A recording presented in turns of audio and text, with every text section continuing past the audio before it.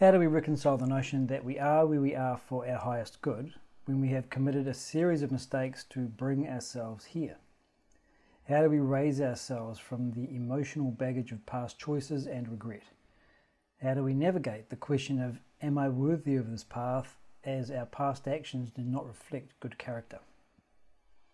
Okay, so let's have a look at the quote that this may be coming from. The questioner didn't say that this was the quote, but there is a quote in the book Vedanta Treatise which reads, "Every human being is well equipped to set things right for his spiritual evolution. Your present nature is best suited for your development. Realize that. Make good use of your faculties to discover the peace and happiness within you." Okay, so let's have a look at this idea. First question, when we're assessing our life in terms of our development and our progress, where am I?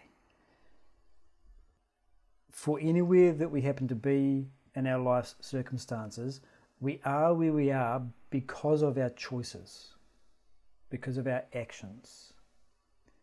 And all of our actions, all of our choices are based on the thoughts that we entertain, the feelings that we entertain, and the desires that we entertain. All of that cognition and desire and feeling is based on your level of development. Okay, and this is really easy to see when you compare, for example, a toddler versus a young child versus an adult. You have the same situation. Perhaps a pet has passed away. Perhaps it's Christmas morning. It could be anything. How does a toddler view that situation? Or perhaps more importantly, what are the range of experiences that a toddler is capable of having?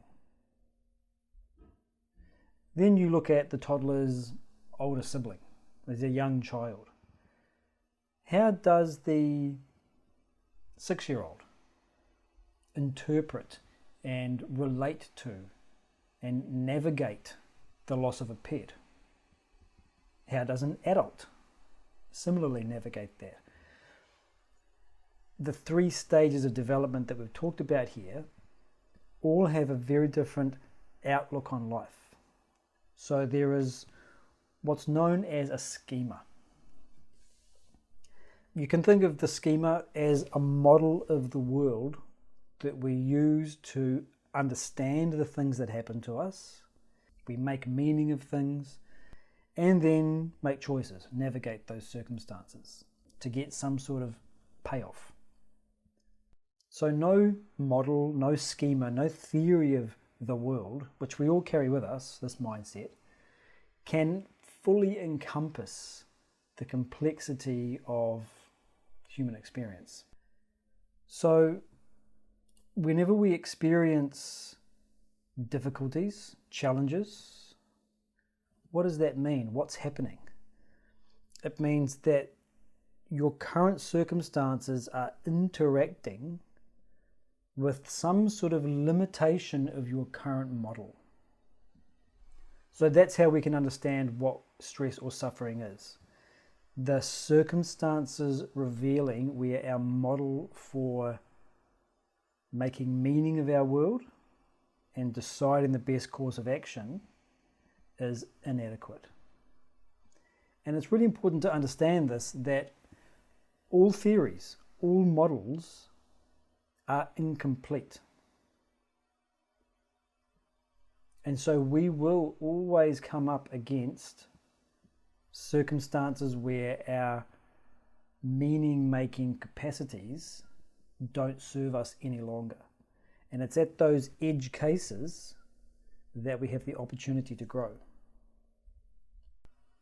And so that leads us to ask the question, if we are in a situation that we find challenging like this, then these circumstances are best suited for what? These circumstances are best suited for updating our models. And again, go back to the example that we're touching on. You have a young child who's just lost a pet. What do you do as an adult? You help them to navigate that situation, perhaps by staying within the child's schema, but also potentially by helping them to understand the world in a new way. There's a new model that you're developing in the child's brain to help them manage that experience so that it's integrated. How do we reconcile the notion that we are where we are for our highest good when we have committed a series of mistakes to bring ourselves here? That series of mistakes that you committed came from your inadequate model of the world. And your circumstances, your current circumstances, will reflect, in part, your meaning-making capacities and the choices you make, i.e. your character. Those current circumstances are best suited for your development because it's showing you the areas required for growth. You can only get yourself to a place where you recognize you need to grow through a series of mistakes. There's no other path to that place. So how do you reconcile it? By saying that the point here in the present where I recognize I need to grow must have come from a series of non-optimal choices. There's no other way to get here. If I make perfect choices all the way along, then there's nowhere to grow into. So there's another way to look at this. Circumstances don't make your current position best suited for your highest good. Wherever you are in your life, in yourself, there will always be opportunities for growth.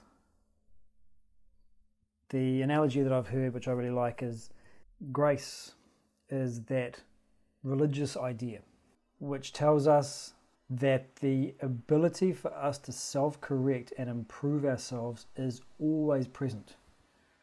It's like the wind blowing over the waters, and all you need to do to move is hoist the sail, putting in the effort and the practices required to integrate better information and knowledge into your mindset, into your meaning-making system, so that you can grow beyond it. There's a line in the Christian Bible, in 2 Corinthians, "My power is made perfect in weakness." So this is God speaking.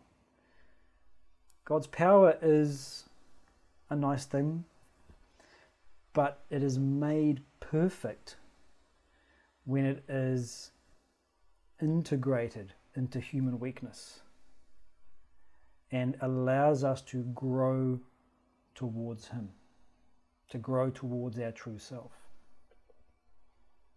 So what needs to be reconciled? You're always in a position where you can grow. What makes your circumstances best suited for your development is your desire for growth, nothing else.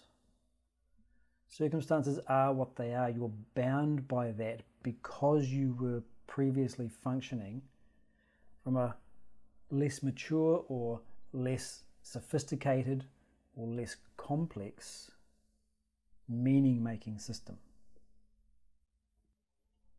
How do you raise yourself from the emotional baggage of past choices and regret? The past does not exist. It is an illusion, as much as the future is. Now, when you think about the future, it's easy to understand it being illusory. It's just something I'm imagining in my mind. The past, similarly, does not exist in and of itself.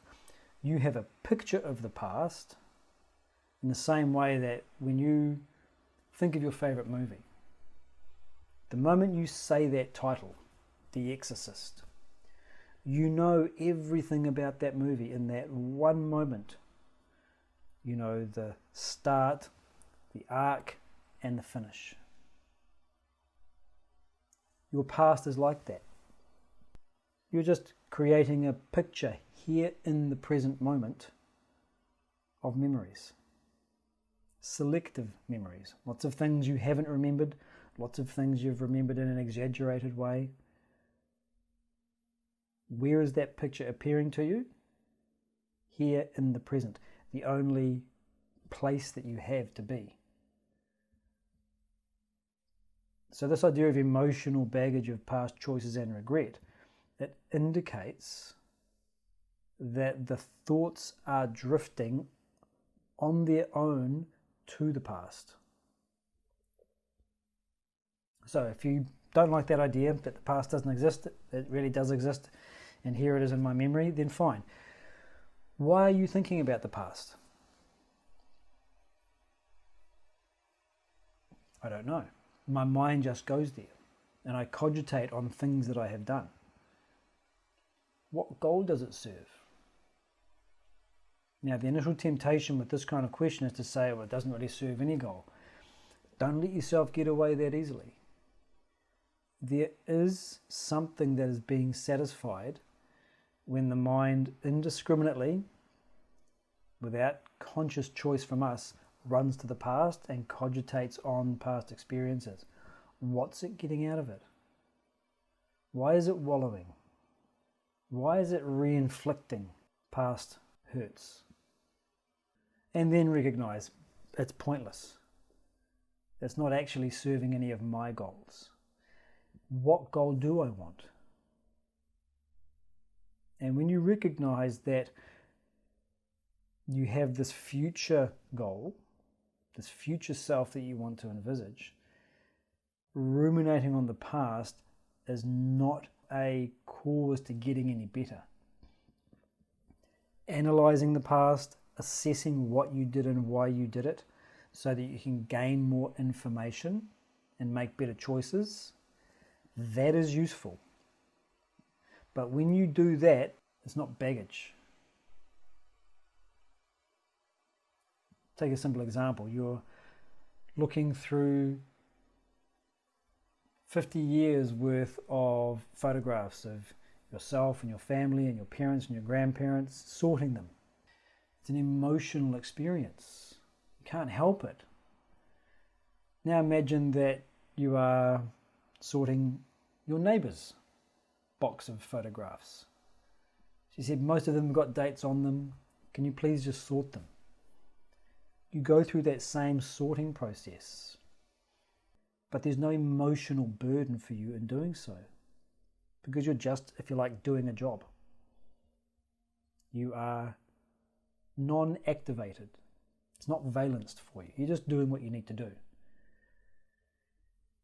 If we are approaching our past with the right mindset, we can analyze the things that we have done, the experiences that we have had in this impersonal way. Then we can derive good information from it.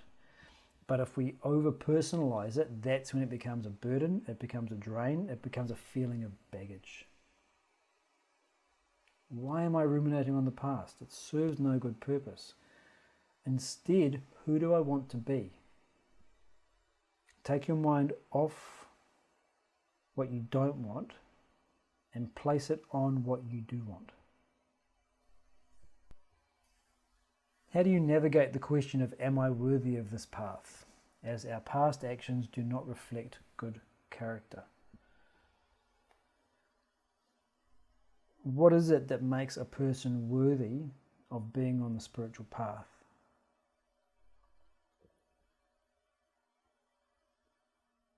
What is the spiritual path? The spiritual path is that journey to understand your true identity. Who's worthy of entering onto that path to find their true identity? More to the point, who has the authority to say who is worthy?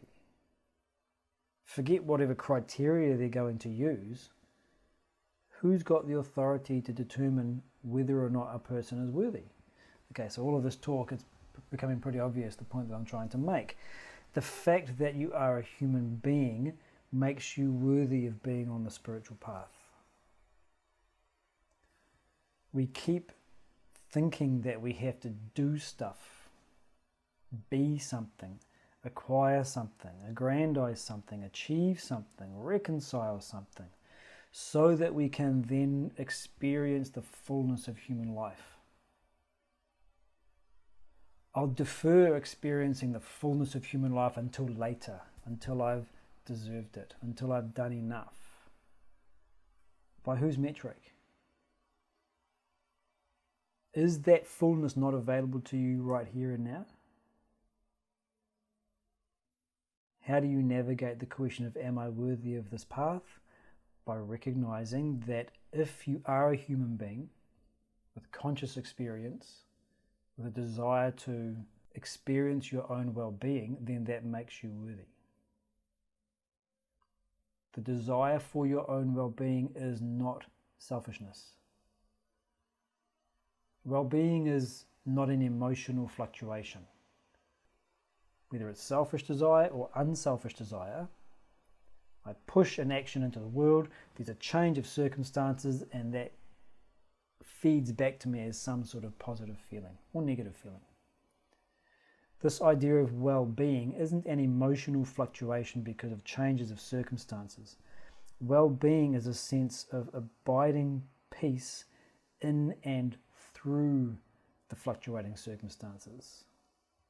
That objectivity, that witnessing of your experiences, not disconnecting from them, not disassociating from them. And they look very similar, but rather to come into phase with them, to not be separate from them.